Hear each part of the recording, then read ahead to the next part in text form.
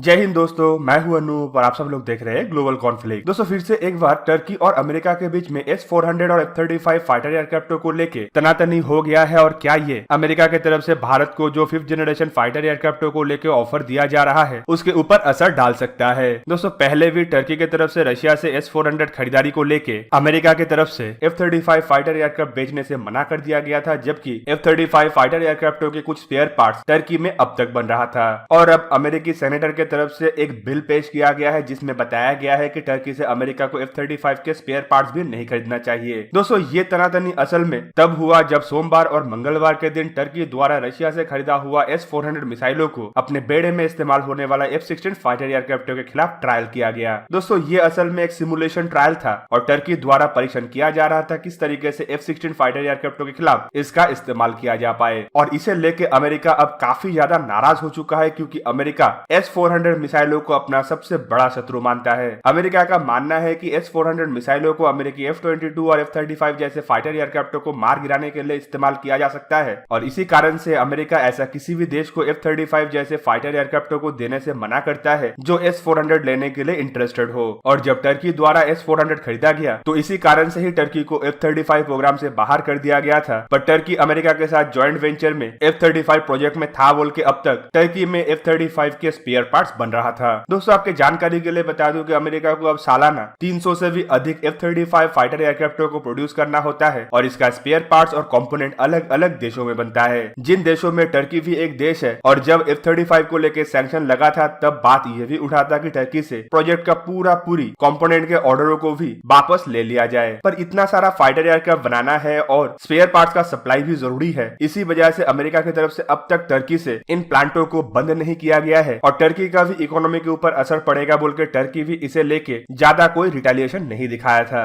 पर F-16 के against S-400 का इस्तेमाल ये अमेरिका के खिलाफ एक बहुत ही भड़काऊ डिसीजन हो सकता है, जिसे लेके अमेरिका इतना ज्यादा भड़का हुआ है कि टर्की के साथ अपने रिलेशनशिप को और भी डाउनग्रेड कर सकता है। दोस्तों टर्की द्वारा ऐसे ही F-16 फाइटर एयरक्राफ्टों के अगेंस्ट में S-400 का ट्रायल नहीं किया गया, बल्कि टर्की पहले से ही जानता था कि अगर ऐसा कुछ किया जाता है तो अमेरिका और भी ज्यादा प्रेशर उसके ऊपर क्रिएट करेगा और एक तरीके से लिटरली टर्की के ऊपर सैंक्शन को और ज्यादा मजबूत कर सकता है। पर मजबूरन टर्की को यह स्टेप उठाना पड़ा क्योंकि हाल ही में इजराइल की तरफ से जिस तरीके से ईरान के ऊपर अपने F-35 फाइटर एयरक्राफ्टों का इस्तेमाल किया गया, इससे टर्की भी डरा हुआ है। दोस्तों डर लाजमी है क्योंकि हाल ही में टर्की की तरफ से इजराइल के खिलाफ भी बहुत सारे ऐसे स्टेप उठाया गया है जिसे लेके इजराइल भी नाराज है और टर्की अगर फ्यूचर में ऐसा कुछ स्टेप उठाता है तो इजराइल इसे लेके रिटेलिएट जरूर करेगा। इजराइल के पास टर्की का रिटेलिएशन से बचने के लिए अपना खुद का बनाया हुआ एडवांस एयर डिफेंस सिस्टम है जिसे भेदना टर्की के लिए लगभग नामुमकिन है, जबकि टर्की के पास S-400 के अलावा ऐसा कुछ भी नहीं है जो इजराइल के फाइटर एयरक्राफ्टों को रोक पाए। जबकि रशिया द्वारा सीरिया और ईरान में तैनात S-300 भी इजराइल के फाइटर एयरक्राफ्टों को रोक नहीं पाया और यही डर टर्की को और ज्यादा सताने लगा और इसी डर को कम करने के लिए टर्की की तरफ से F-16 के अगेंस्ट में S-400 का इस्तेमाल किया गया।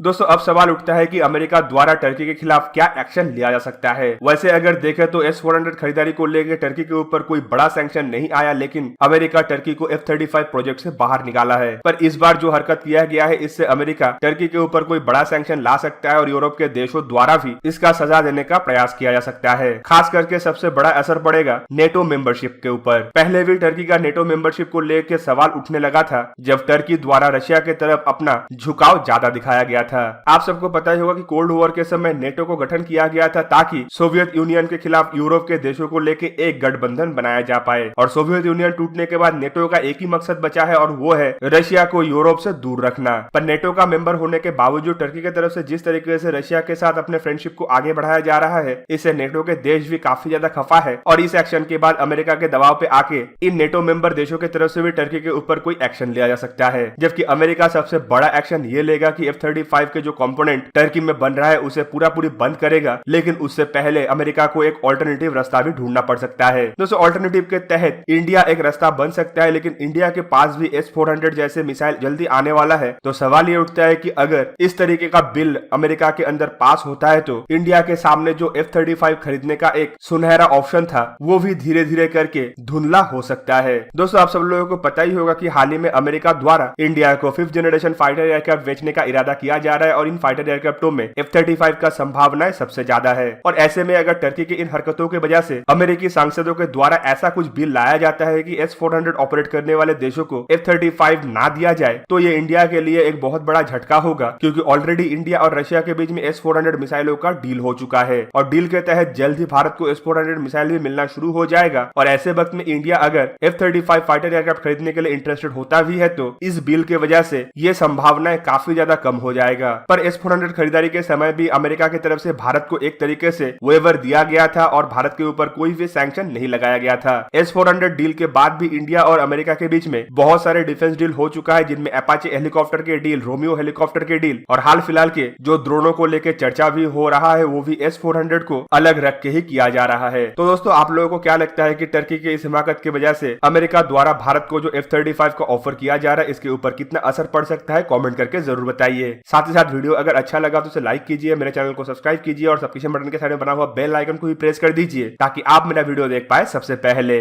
जय हिंद।